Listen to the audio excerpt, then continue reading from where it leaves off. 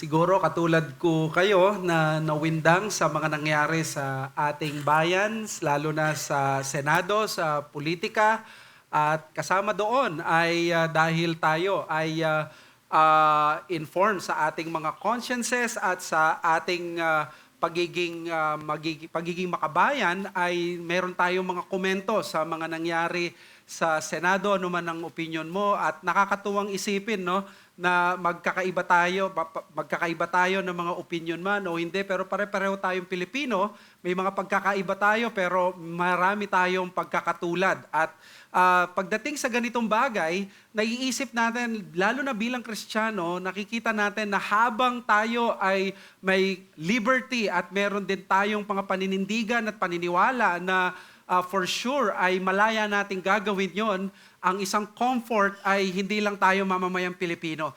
Tayo rin ay may ebanghelyo, tayo ay Kristiyano, at the end of the day, pare-pareho ang puso natin na naghahangad ng mabuti para sa ating bayan. Dahil alam natin na i-distinguish kung ano ang mas mahalaga mula doon sa mahalagang mga bagay. At in a way, lagi dapat nating isipin ito dahil bagamat may mga bagay na mahalaga na pinag-uusapan tayo, kailangan meron tayong discernment kung ano ang mas magiging mahalaga. Para sa akin, nung isinusulat ni Apostol Juan ang aklat niya, na pangalan ngayon ay The Gospel of John, ay para sa akin pareho ang ganitong naiisip niya. Na napakarami niyang pwedeng ikwento, napakaraming pwede niyang mga bagay na sambitin, pero mas pinili niya na hindi na isulat yung mga ibang bagay na naisulat na ng mga tatlong mga evangelists, si Matthew, Mark, and Luke. Being the last of the Gospels, isinulat niya kung ano yung nakikita niyang mas beneficial at mas nag-focus siya doon sa pinakamahalagang issue sa lahat. At siguro sasang-ayon tayong lahat na habang maraming mga bagay na mahalaga, pagdating kay Kristo at sa iglesia, ang pinakamahalagang tanong pa rin ay, sino si Kristo at bakit ko kailangan siyang pakinggan at bakit hindi ko siya pwedeng basta-bastahin na lamang na i-neglect at hindi pakinggan. Si John, ang kanyang naging tema sa Gospel of John ay para ipakilala niya sa atin si Kristo. And with that, yung kanyang kalwalatian, ang kanyang kabutihan, ang kanyang gawa, ang kanyang persona, mga bagay na nakakapanggilalas. And I think, sang-ayon tayong lahat, wala nang mas magiging exciting at mas glorious na pag-aaralan kundi ang Diyos sa mukha ng Panginoong Hesukristo. Kaya basahin natin itong ating passage. Naiwan yung verse 24, should be verse 29 ang simula, pero dahil naiwan last time ang verse 24, isinama na natin ang John chapter 1 verses 24 hanggang 34. Hear the inspired, inerrant, infallible word of God. Now they had been sent from the Pharisees. They asked him, "Then why are you baptizing? If you are neither the Christ, nor Elijah, nor the prophet," John answered them, "I baptize with water, but among you stands one you do not know, even he who comes after me, the strap of whose sandal I am not worthy to untie." These things took place in Bethany across the Jordan where John was baptizing. Verse 29. The next day he saw Jesus coming toward him and said, "Behold, the Lamb of God who takes away the sin of the world. This is he whom I said, after me comes a man who ranks before me, because he was before me. I myself did not know him, but for this purpose I came baptizing with water, that he might be revealed to Israel." And John bore witness, "I saw the Spirit descend from heaven like a dove, and it remained on him. I myself did not know him, but he who sent me to baptize with water said to me, 'He on whom you see the Spirit descend and remain, this is he who baptizes with the Holy Spirit. And I have seen and have borne witness that this is the Son of God.'" Di ko pala naumpisan sa pagbabasa at pananalangin. Let us pray first. Our Heavenly Father, we claim your promise this morning that if your word be lifted up, if Christ be lifted up, your name will be glorified. And Lord, we claim nothing but your glory.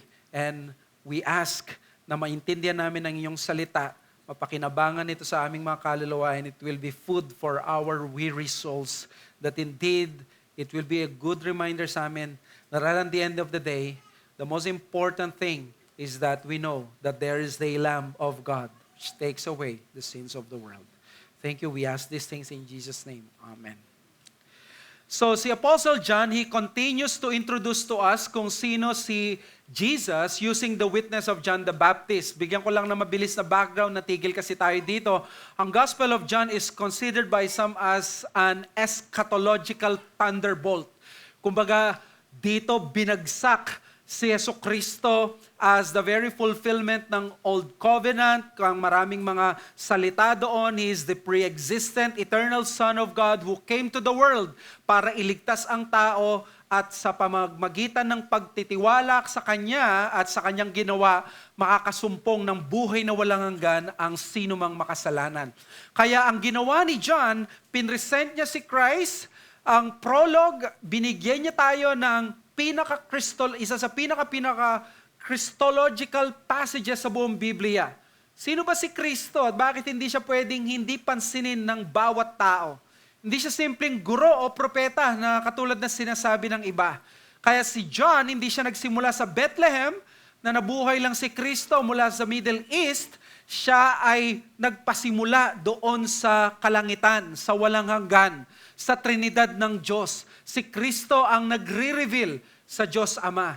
Kaya after ng prologue sa verse 19, pinresent agad ni Apostle John si Christ based on historical context. Gagamitin naman niya dito yung mga disciples ni Christ na pinaka nakakakilala sa Kanya. At di ba kung kukuha ka ng witness, yung pinaka-credible na witness ang kukunin mo. Hindi ka kukuha ng hostile witness or yung tao na wala naman doon or hindi nakasaksi. So dito si John, ang kukunin niya ngayon ay yung mga witnesses ng mga pinaka-credible na tao. Kaya dito si John the Baptist, susunod na dyan sila Peter, sila James, sila John, sila Nathaniel, yung mga apostles niya.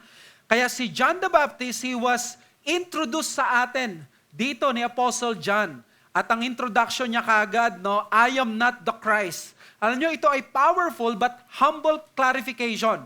John was only answering the question of those people na pinadala ng mga Jewish leaders. Akala na ng mga tao, siya na yung Messiah, pinagkakaguluhan siya ng mga tao, tinuturing siyang galing sa Diyos. With the words of John the Baptist na, I am not the Christ, makikita natin, binaba niya yung sarili niya, and at the same time, pinapakita niya sa atin ang isang template sa ministry na nagsisik talaga na ipakita ang glories ni Christ. Tinuturuan tayo ni John the Baptist, if you want to glorify Christ, do not steal the spotlight. Kung gusto niya maging mabuti, klaro at effective na witness or patotoo ni Kristo, hindi enough na banggitin mo kung sino si Kristo. The preacher or witness must stay out of the way. Kailangan niyang tumabi. Kailangan niya siguruhin na walang confusion sa message at messenger. At ganyan ang ginawa mismo ni John the Baptist. Diba? Kaya natutunan natin, people will see more clearly the glory of Christ when we consciously refuse to draw attention to ourselves.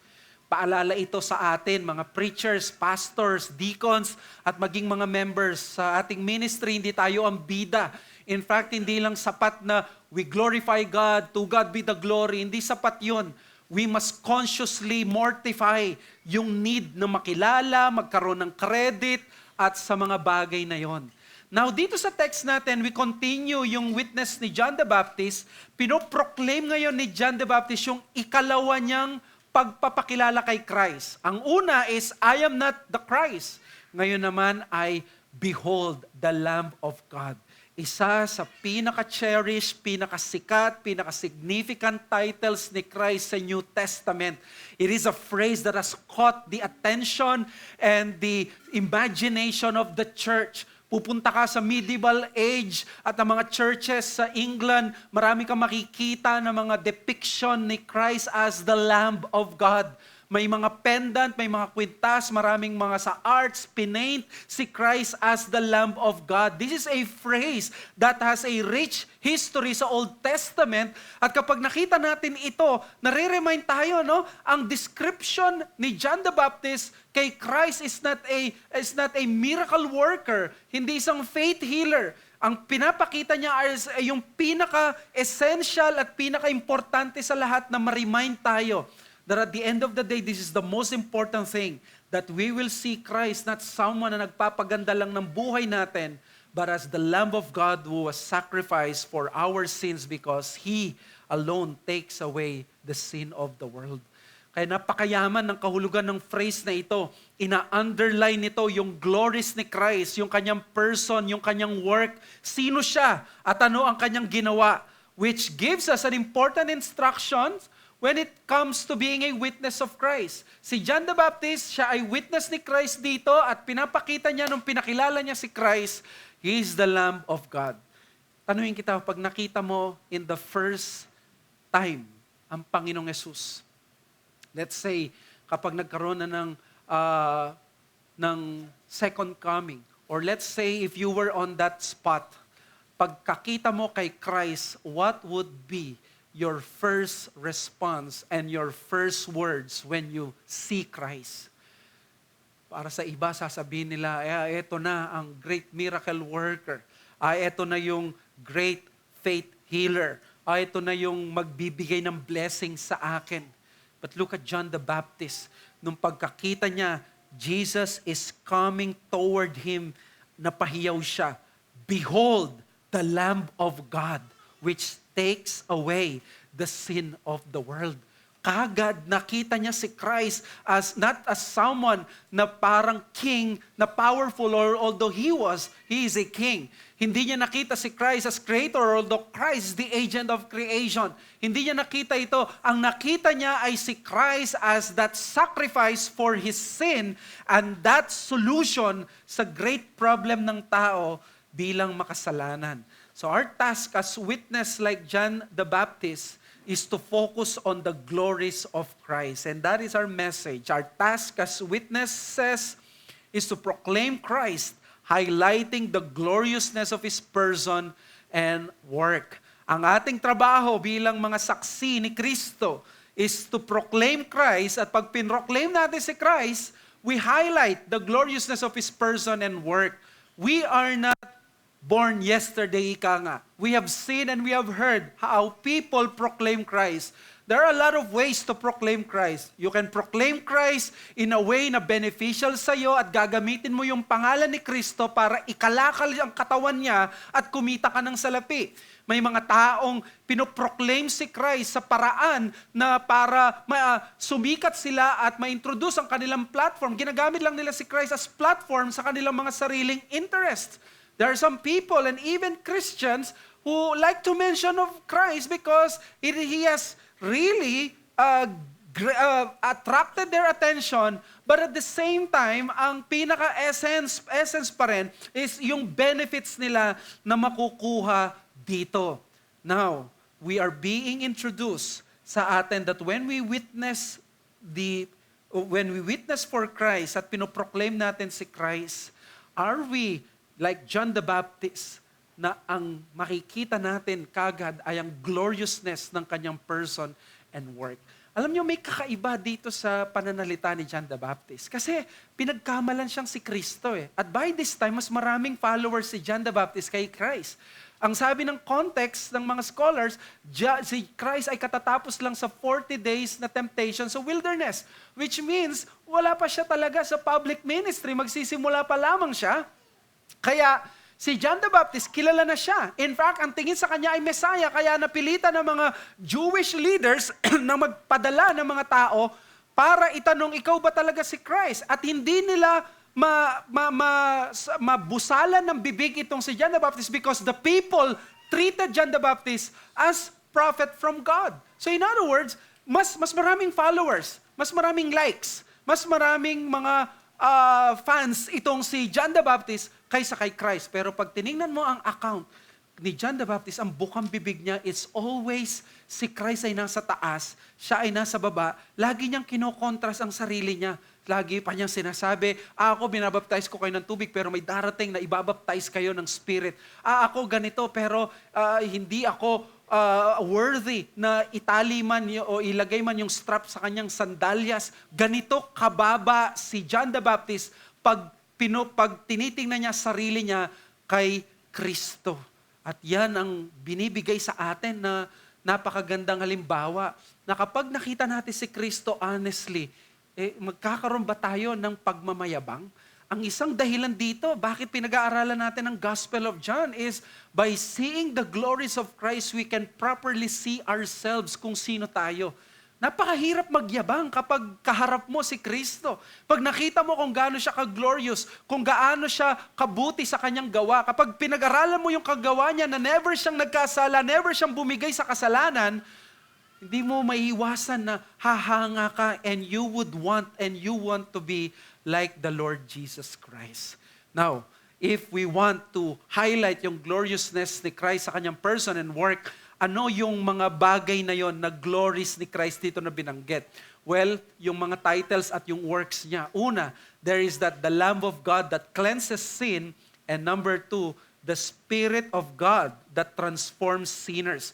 Yan ang makikita natin dito sa maikling passage na ito na nag-highlight ng gloriousness ni Christ. Glorious si Christ because He is introduced to us as the Lamb of God that takes away the sin of the world. And number 2, He is the man who was confirmed by God the Father by sending His Spirit para magbaptize by the Spirit and not baptism of water lang.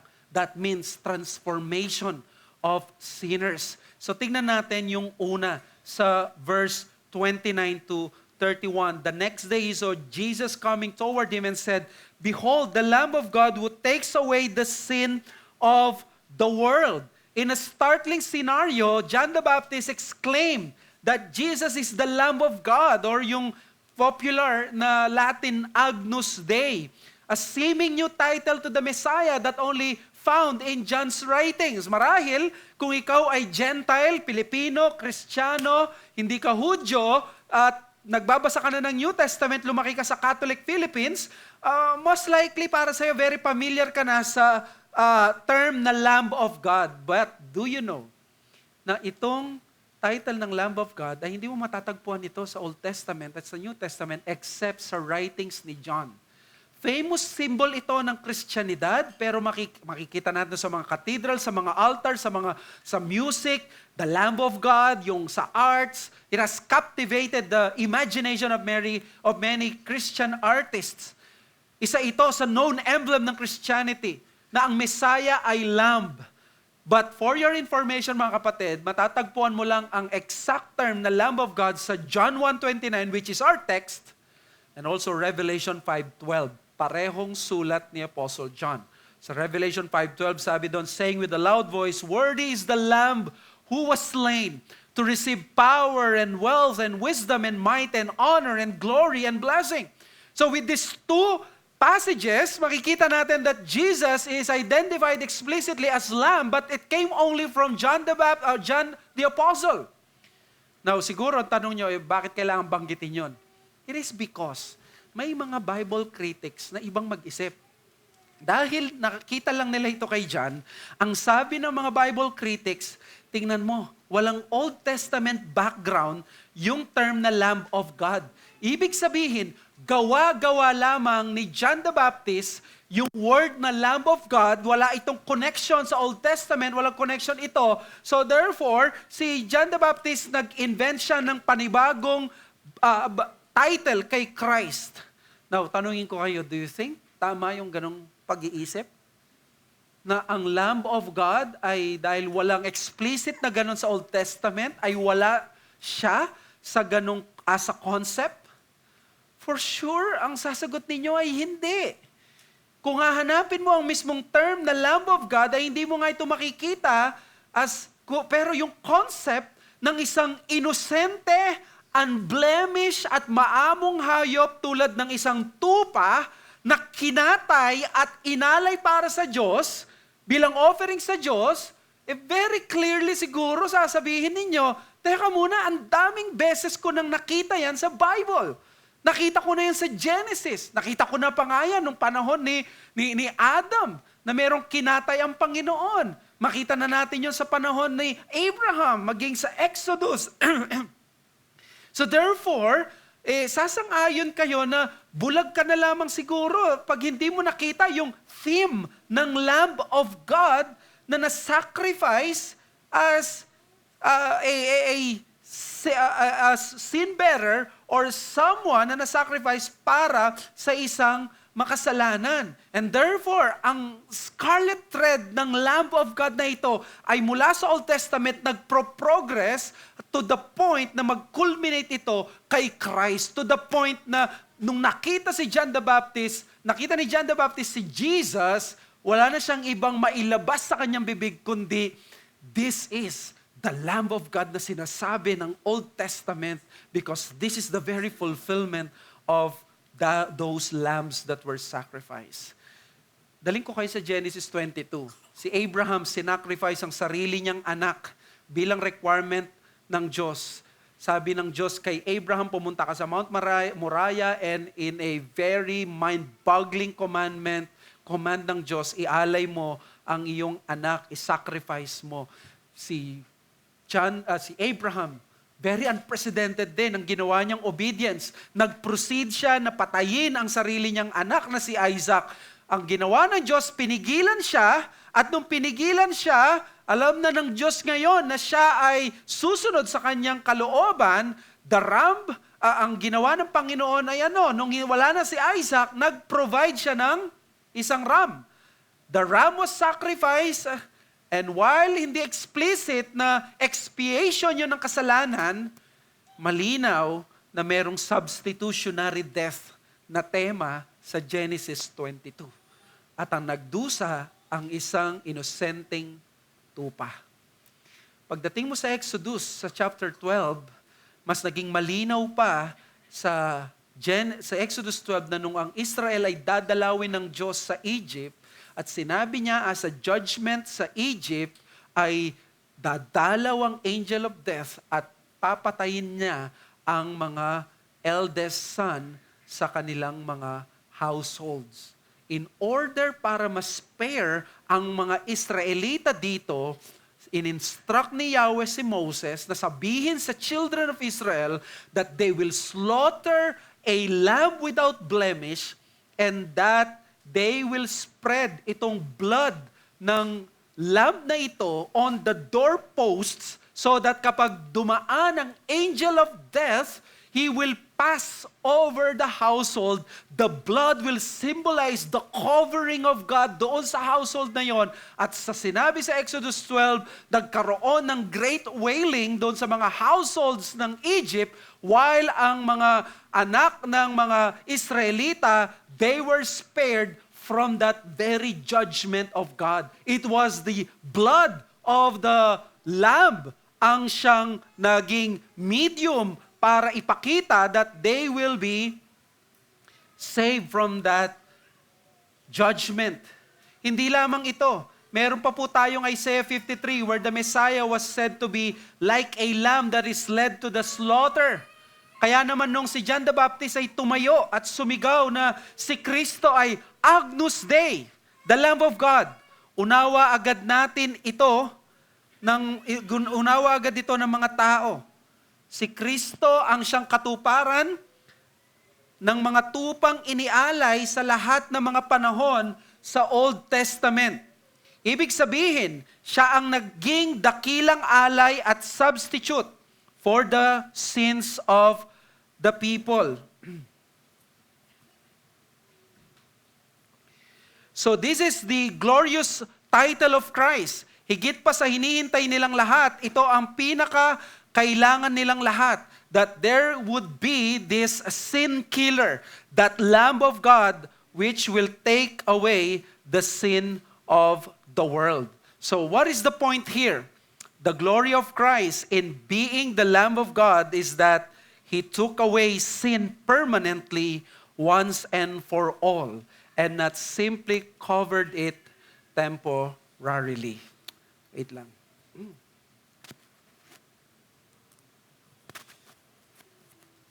Sorry.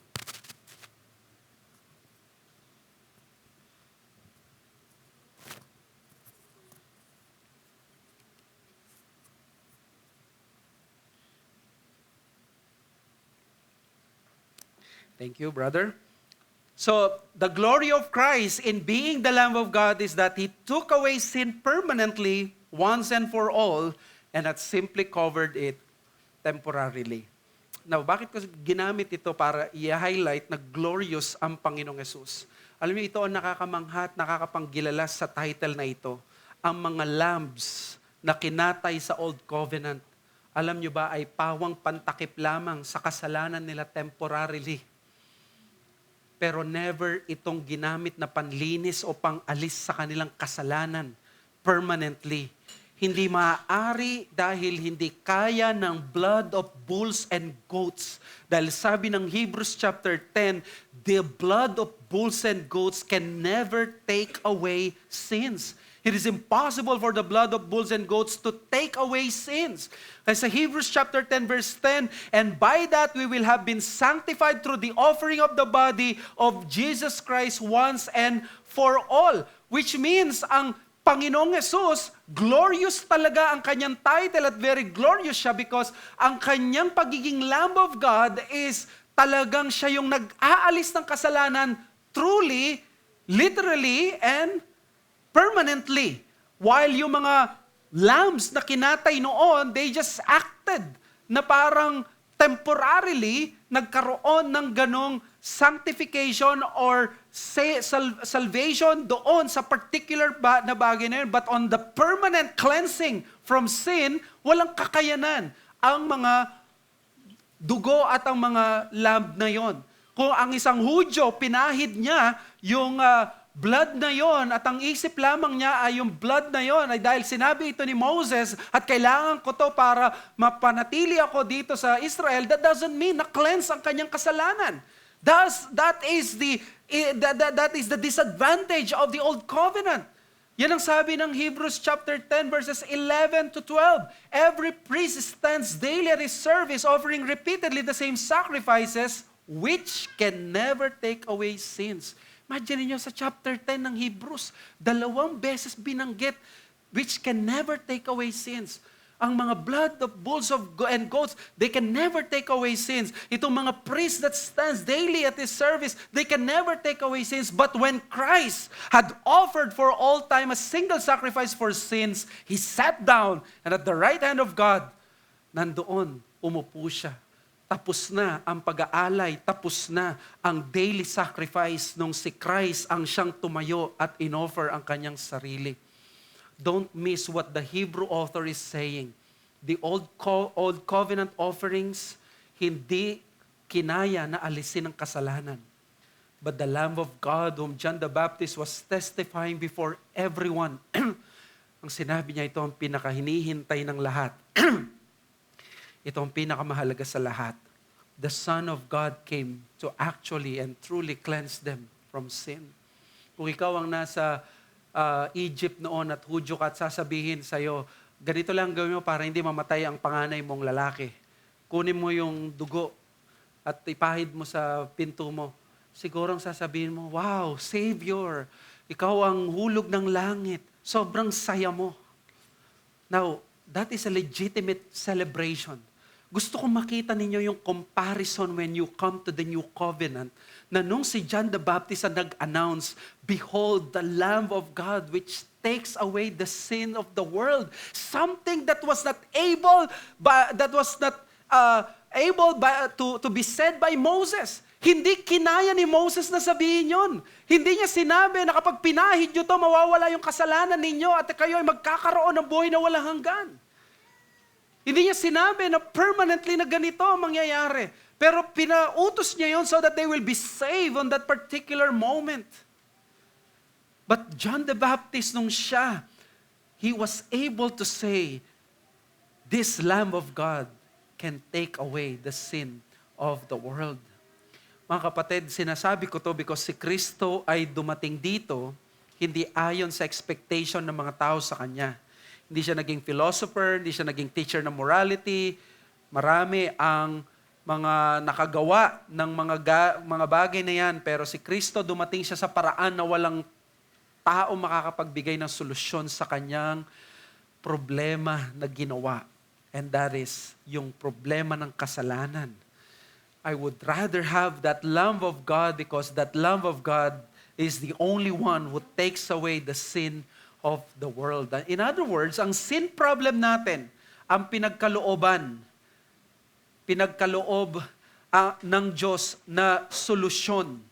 Hindi ba kayo masaya na nung dumating ang Panginoong Hesus, hindi niya sinabi, sige, nakita ko ang problema mo sa kahirapan, yun ang ibibigay ko, ipoprovide ko sa iyo by sending my Son.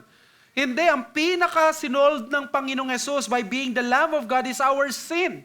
And by that, He is the most glorious person of all. After all, the greatest problem is our sin, so that therefore, the greatest need that we have is Christ. If our greatest problem is sin, the greatest need that we have is Christ.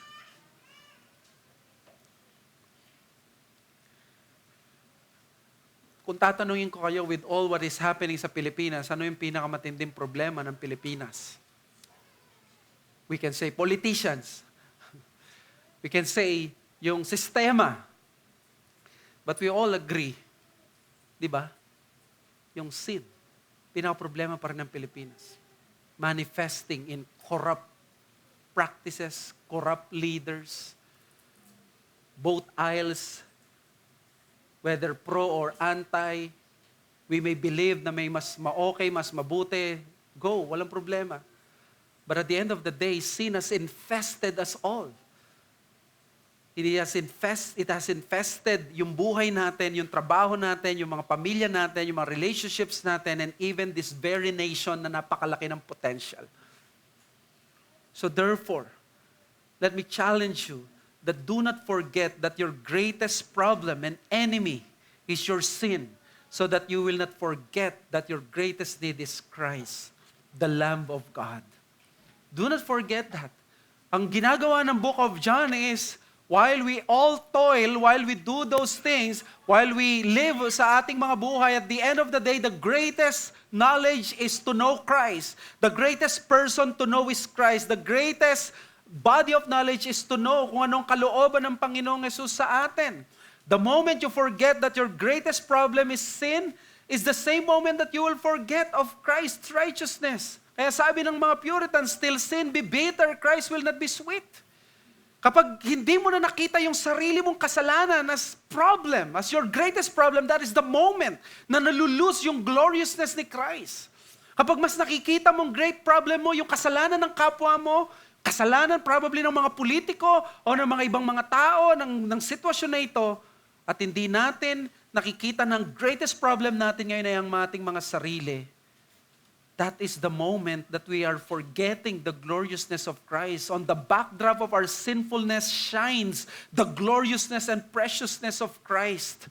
Mula nung lumang tipan, the problem was always, sino makakapagalis ng kasalanan ko? Nasolve ni Abraham ang problem niya doon kay Isaac, but we know that Isaac was not the savior of mankind. Na doon sa Exodus, na-solve nila yung problem that they were able to escape Egypt, but who will help them escape sin? Only the blood of the Lamb. Only the Lamb of God, Jesus Christ. Siya lamang ang nabuhay na perfect. Siya lamang ang sumunod sa kautusan. Lahat tayo, ang pinaka-problema natin ay kasalanan. Si Jesus, ang greatest problem niya ay sin, not because He is sinful, but because the people He loved are sinful. At nakita niya ang mundong ito, punong-puno ng kasalanan, at thank God, not even once, ay sumama siya sa atin sa kasalanan at doon lumitaw ang kanyang gloriousness. Let us be attracted by the holiness of Christ, by His work. At sa atin, nakikita natin ang kasalanan natin. That means the darker the night, the brighter the stars, sabi nga nila.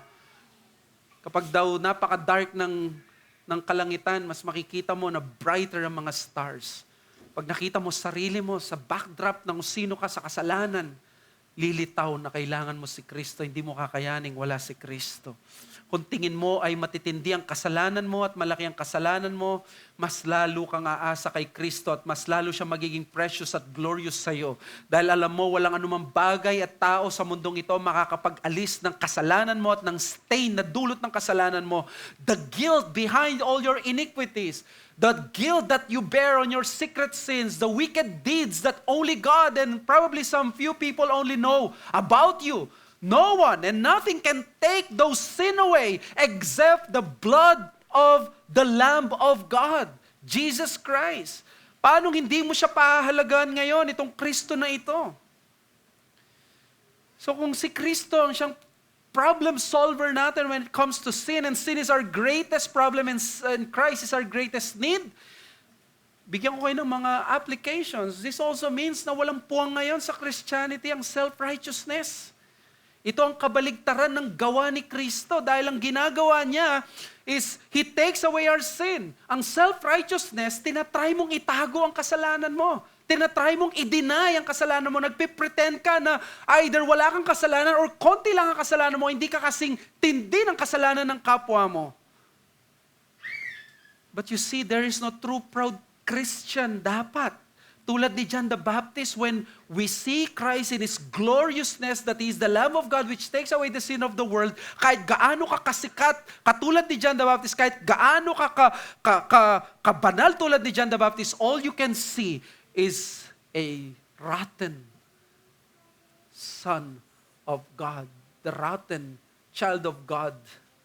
Isang tao na kahit anak ng Diyos ay nandoon pa rin ang remaining sins, a rotten creature because of his sins.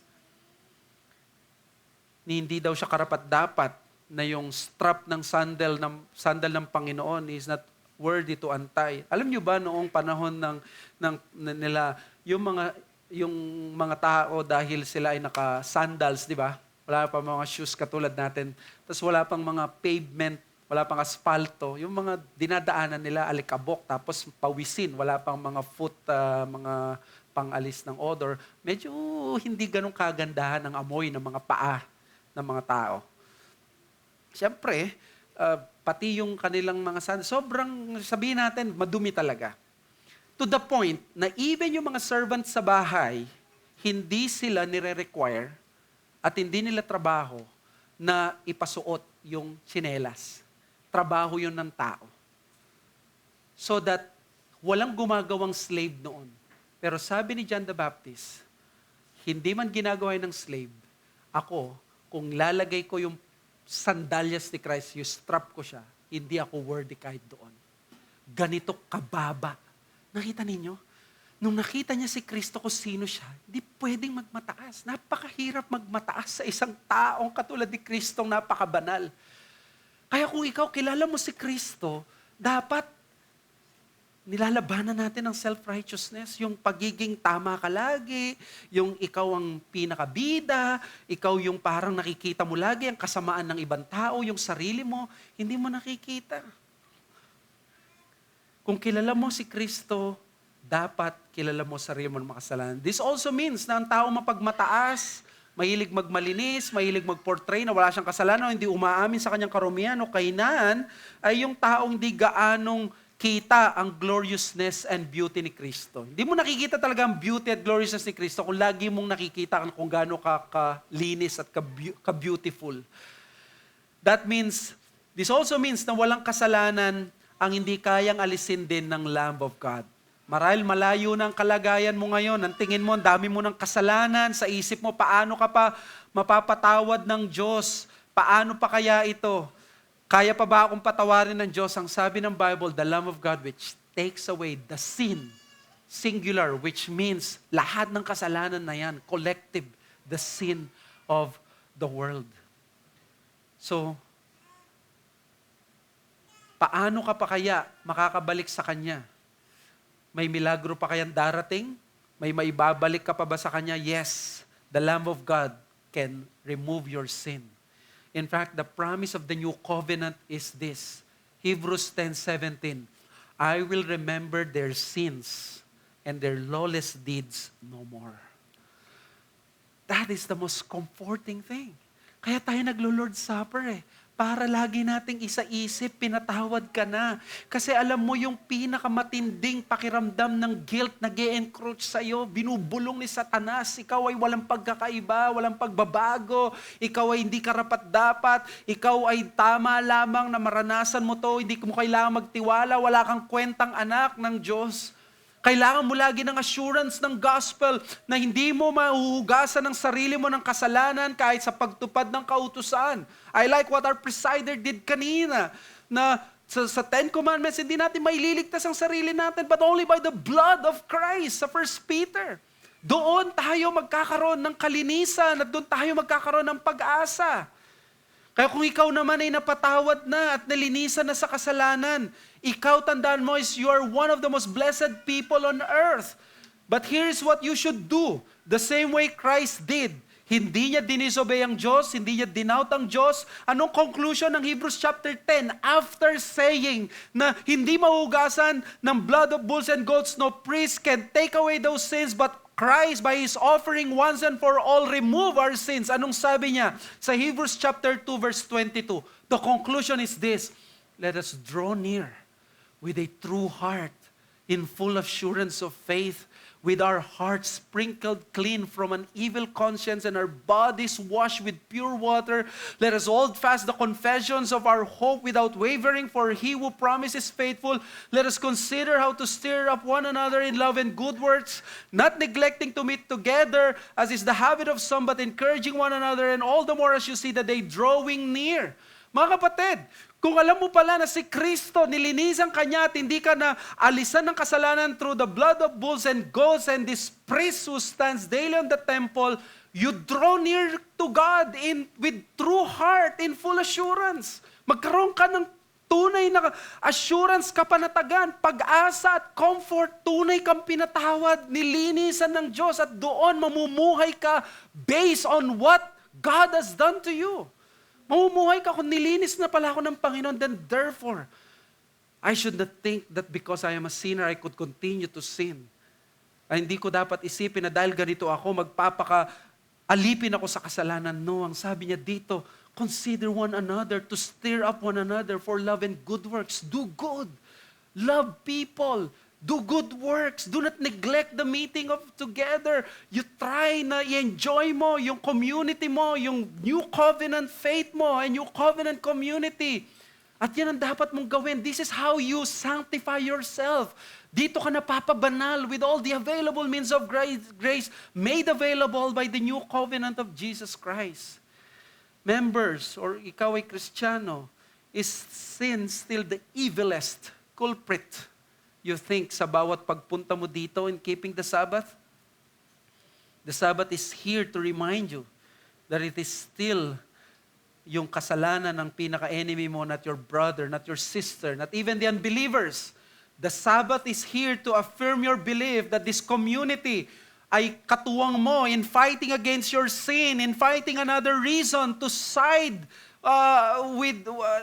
to fighting again, yung reason na kailangan mong sumama sa kasalanan mo, no, you have to fight that. Dito sa Sabbath with your covenant community, you are waging war against the enemy of man, and then you partake the Lord's Supper as your protest against sin and your commitment that you intend to rebel against this world.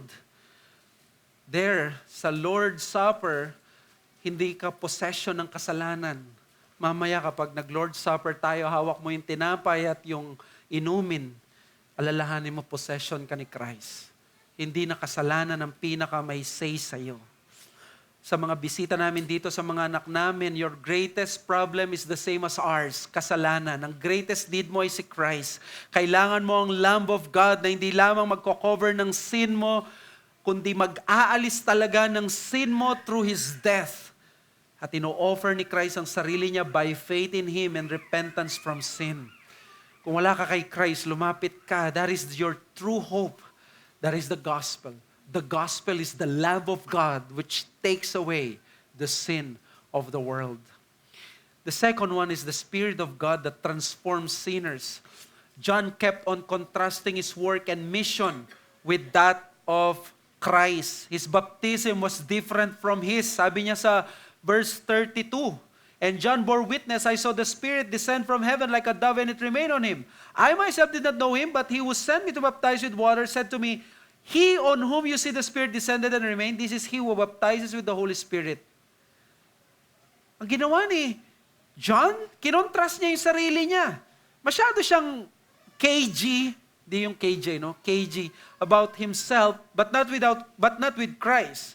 Vocal siya sa pagpapakilala kay Kristo, but every time na ipakilala niya sarili niya, laging contrasting. Sabi niya, I baptize with water, but among you stands one you do not know, even who comes after me, the strap of whose sandal I am not worthy to untie. Dito sa following text, may in-emphasize si John. Sabi niya, ang ministry ni John ay water baptism. Baptism of repentance. Ang baptism of repentance, sabi niya, ito yung ginagawa ko, but darating si Christ, baptism of the Spirit ang gagawin niya.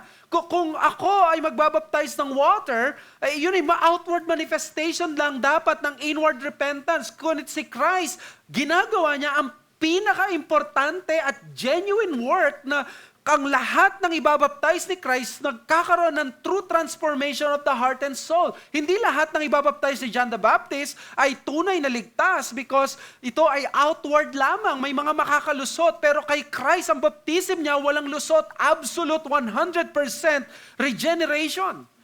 Ito ay punong-puno ng power. Hindi pwede mag-fail because it is by the power of the Spirit.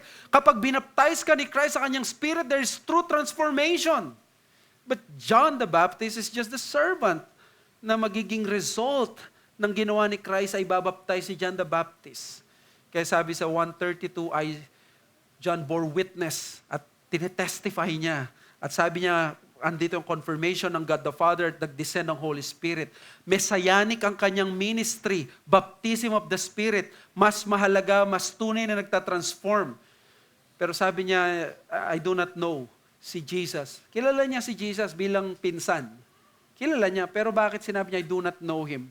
Sinabi kasi niya yon para ipakita. Pinipresent niya si Christ not as pinsan, but the Son of God, the man who will truly transform your life. And that is the point. The glory of Christ displayed from His work is that it infallibly transforms sinners by the Spirit's power. Kanina, the Lamb of God which takes away the sins of the world. Ngayon itong work niya through the Spirit, tinatransform niya mga makasalanan infallibly. Dito mas conscious marahil si John. Nare-remind siya kung gaano pala siya kalayo sa kanyang pinsan. Bagamat siya yung mas sikat sa mga tao during this time, alam niya na naiiba siya. He simply baptizes people by water baptism, but Christ's ministry is to baptize people with the Spirit. His baptism is simply confirmatory na dapat may prior repentance. Pero si Christ, ang baptism niya ay effecting true change and transformation, hindi confirmatory. Ang baptism ni Christ, ang prior work, ang baptism ni John is the following work.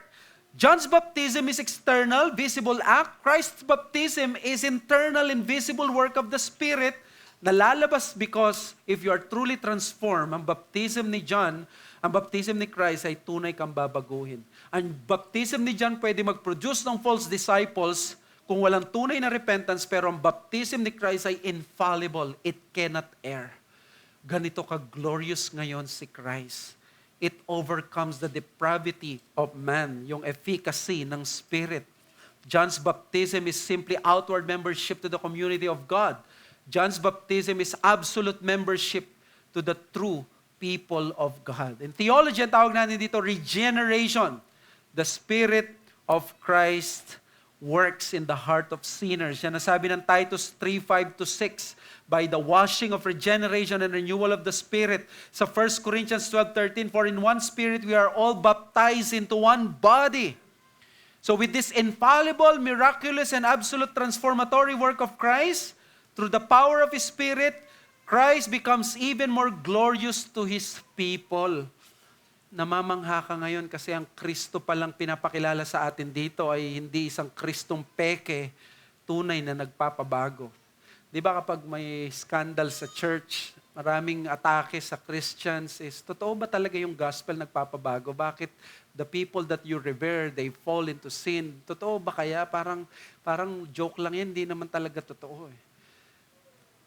But the truth is, no matter how laki yung failure ng mga great men na ito, remember, they are still aberrations because the greater part ng history, the greater people, mas maraming mga tao, they've been changed. They've been transformed by the power of the gospel. And that makes the argument na totoo. At ito yung dapat nating panghawakan. Mga kapatid, ang gusto kong i-emphasize kasi dito sa point na to is, let us not lose the amazing grace na meron tayo sa gospel. That with Christ there is true transformation. In Christ there is true salvation. This is the gospel story, di ba? Ang gospel story is Christ came to save us, to effect true salvation and redemption sa atin. At yan ang sinasabi dito. Kaya si John the Baptist, nakikita niya ito. That's why challenge, do not lose sight of the miracle of your salvation in Christ as a constant reminder of the absolute and glorious power of Christ. The gospel will be that same story that will never go out of style. Lagi kang mamamangha at mareremind kung sino ka at ano yung ginawa ng Diyos sa iyo. Dapat ito ang ganito ka-powerful ang Spirit. There was that famous pastor sa Amerika na sabi niya nung nagbakasyon sila, pumunta sila sa isang sa isang country sa Amerika, isang county, very rural at wala siyang tinanggap na invitation. Umattend lang siya at ang preacher napaka-young, and this was a veteran pastor. Ang sabi niya, yung young preacher na yon, hindi ganun kalalim ang kanyang preaching, hindi ganun katindi yung kanyang exposition, but because ang topic niya is the same gospel of Jesus Christ, sila daw mag-asawa, they cannot help themselves but to cry on the message. Because at the end of the day, meron pa bang magiging better message than to preach Christ, saving you from your sins, reminding you how wretched you are, and by the power of the gospel, He has changed you? Mga kapatid, balikan mo kung sino ka before. Kung ako yun, babalikan ko noong 2002, sino ako? I was no one, I was nothing, I was a wicked person. But ikaw, sino ka? Before Christ. Do not lose that sight. Kung sigurong wala si Kristo ngayon, kasama tayo sa mga either nagse-celebrate ng Pride Month or bahagi ng Pride or LGBTQ community. Pwede mangyari yun. If not for the grace of God, if it not for the grace of God, if it were not for the salvation of God, probably we are in hell right now, or we are in the world celebrating sin. We are desecrating the Sabbath. We are cursing God with clenched fists. Ang reality ng power ng Spirit na magbibigay ng confidence sa iyo sa ministry, that do you still believe in the power of the Spirit to help you kill and cultivate those graces? Sa sarili mo, hindi mo magagawa yun. That's why when Christ came to us, nilabanan niya si Satan by the power of the Spirit. Siya ay tinupad ang kautusan ng Ama. Ang Panginoong Jesus ay nag-stick doon sa plano ng Ama, and He fulfilled all the righteousness na sinabi ng Ama. That is our hope. Yung ginawa ni Christ. Doon tayo magkakaroon ng pagbabago. You cannot earn it. Yung gospel, pinoproclaim niya, Christ has done it. Ibigay mo ngayon ang pagtitiwala mo kay Kristo. To cultivate more humility in your life, discover more of Christ's glorious person and work. Wala kang may pagmamalaki. That's why let the Lamb of God be beheld by this sinful world which so desperately needs Him. Let us pray. Father, we thank you for the message that we heard. Nawa na remind kami of our sinfulness at hindi namin makalimutan ang kapangyarihan ng Ebanghelyo. Kapangyarihan ni Kristo. That is the most important thing, that we have been forgiven by the blood of the Lamb. Continue to minister us for today. At nawa, Panginoon, kami ay napakain ngayong araw na to with the thought na makita namin ang sarili namin in light of the gospel sa backdrop ng aming pagiging makasalanan, at tumingin kami lagi sa inyo. Maraming salamat sa ginawa ni Jesucristo at sa kanyang pagiging lamb at sa kanyang baptism by the Spirit. Kami ngayon ay iisang katawan. Kami ngayon ay namumuhay ayon sa iyong kalooban. Ito po kami sa dalangin sa pangalan ng Panginoong Yesus. Amen.